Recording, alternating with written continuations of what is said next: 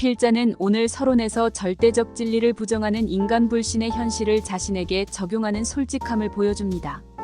처음에 저는 성경을 읽었을 때 하늘과 땅을 만든 것은 하느님이다라는 말을 보고 웃었습니다.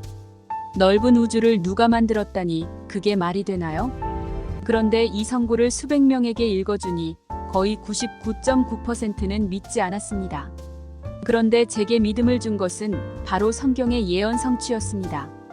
필자가 언급한 신명기 18장 20절에는 신이 예언한 것은 반드시 성취된다고 말씀하신 5가지는 다음과 같습니다. 첫째, 할례입니다. 아브라함과 맺으신 언약의 표시로서 여호와 하나님께서는 이렇게 말씀하였습니다. 남자는 난지 8일 만에 할례를 받을 것이라. 후에 그 요구 조건은 이스라엘 민족에게 반복되었습니다. 창세 17장 12절과 레위 12장 2절과 3절에서는 8일 만에 하라는 규정의 이유는 설명되어 있지 않습니다. 그러나 오늘날 의학 연구에 의해 그때에야 비로소 응혈 요소인 비타민 K가 적절한 수준에 달하게 된다는 것이 밝혀진 것입니다. 또 다른 필수 응혈 요소인 프로트롬빈의 수준도 아이의 생애 중 다른 어떤 시기보다도 8일째 되는 날에 더 높아지는 것 같습니다. 이러한 증거에 기초하여 S.I. 맥밀렌 박사는 이러한 결론을 내렸습니다. 할례를 행하기에 가장 적합한 날은 8째 날이다. 이것은 그저 우연의 일치에 불과합니까? 결코 그렇지 않습니다. 그것을 아시는 하나님께서 전해주신 지식입니다. 이 신의 명령은 의학적으로도 중요한 의미를 가지고 있습니다.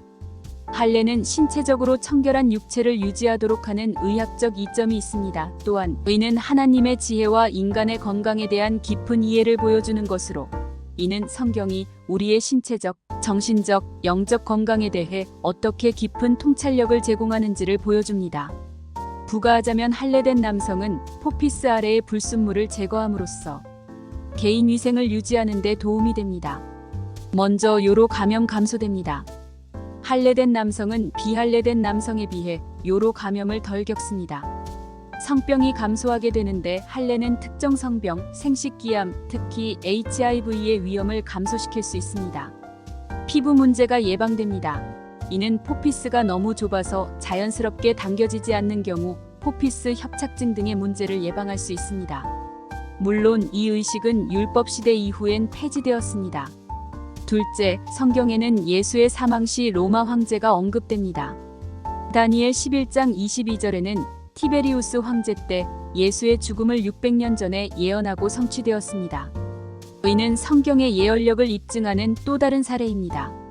다니엘 9장 25절로 27절에는 메시아의 죽음의 성취의 도구로 로마 황제를 사용하신 신이 섭리에 우리의 믿음 점수를 1점 더 높여줍니다.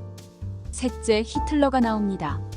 다니엘 11장 30절과 31절에 북방왕이라 예언된 히틀러의 출현입니다.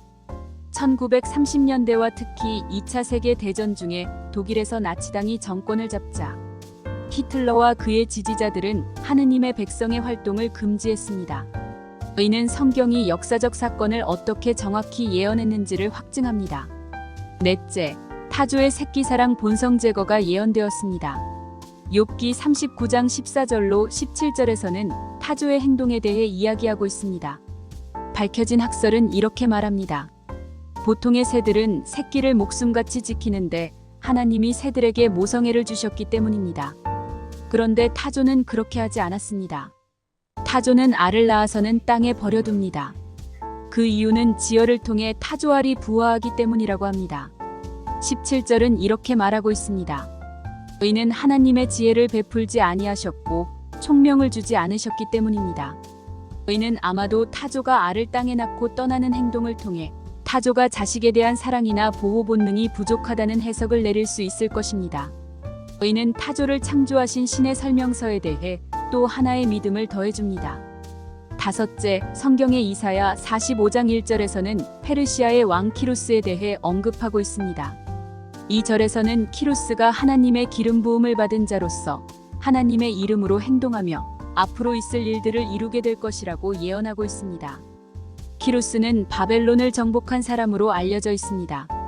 의는 기원전 539년에 일어난 사건으로 이는 이사야의 예언이 성취된 것으로 간주됩니다. 이사야의 예언은 키루스의 탄생보다 대략 150년 전에 이루어졌으며 이는 성경의 예언력을 입증합니다. 심지어는 바벨론에 멸망될 상황을 매우 섬세하고 정확히 이사야 44장 27절에서 45장 2절에 예언하며 이것은 200여 년 전 예언되었고 완벽하게 성취되었습니다. 자, 이제 여러분은 어떻게 생각하시나요? 이 성경을 믿을 것인가요? 아니면 그냥 이야기로만 들으실 것인가요? 그것은 여러분의 선택입니다. 감사합니다.